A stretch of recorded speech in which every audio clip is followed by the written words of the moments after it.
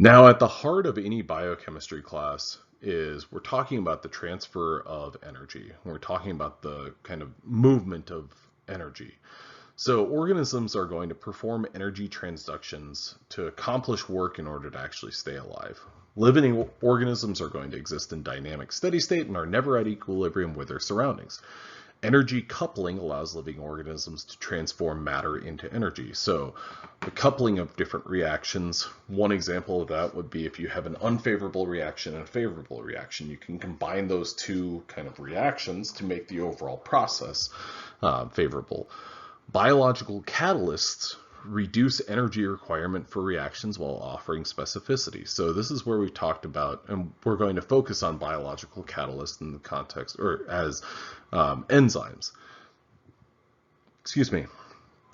As the entropy of the universe increases, creating and manipulating order requires energy and work. So what we're talking about whenever we're talking about biochemistry in many cases is we're talking about just what is the energy involved in a process, and is that a favorable or unfavorable reaction? Okay, so we can speed up reactions in a number of different ways. We can increase the temperature, but the limitation with that is there are macromolecules that they are held together, and as you increase the temperature, at some point you're going to basically cross a threshold and those macromolecules are going to become unstable. Higher concentration of reactants will just increase the amount of reactants, and then in theory you're going to speed up that reaction. But that's costly. Just from a kind of pragmatic standpoint, there's an expense to that, and so you have to have more and more of that valuable starting material in order to get the reaction going.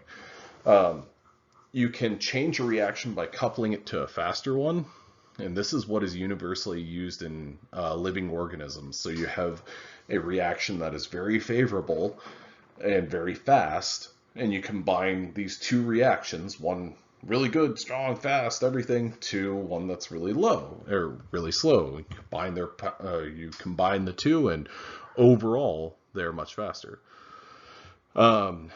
You can use a catalyst to lower the activation barrier. Now, in a chemical standpoint, or in a in vitro setting with a chemical catalyst, many times what you're doing is you're actually using pretty harsh conditions. But in the context of a living organism, you use catalysts all the time, but your catalysts are enzymes, and those catalysts are going to move that reaction along at a very high rate, and it's not going to require those harsh conditions. So this should look a little bit familiar to you. If you have a reaction, lowercase a, your coefficient, lowercase a, reactant A plus lowercase b coefficient for reactant B yields Cc and Dd. Now, your equilibrium constant for that would be, at equilibrium, the concentration of C to the Cth power times the concentration of D at equilibrium to the D power is divided by A to the A at equilibrium times B to the B at equilibrium. This is also equal to delta G equals negative RT ln KEQ. So you can calculate the overall free energy for a reaction given equilibrium concentrations and equilibrium conditions. Now, one of the things that is important about that is that gives you a way to define a favorable and an unfavorable reaction. So the synthesis of complex molecules and many other metabolic reactions requires energy. So these are many endergonic reactions. So a reaction might be thermodynamically unfavorable, a delta G that is positive or greater than 0. That's going to be a reaction that order is going to be created, and so you're going to require input of work and energy. Okay, a metabolic reaction might have too high of an energy barrier. So this delta G and this double dagger is what that's known as right there, that double dagger. That's a transition state. That free energy change is also greater than 0. your metabolite in that case is going to be kinetically stable.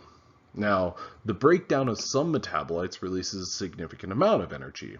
It's an exergonic reaction, so a favorable reaction.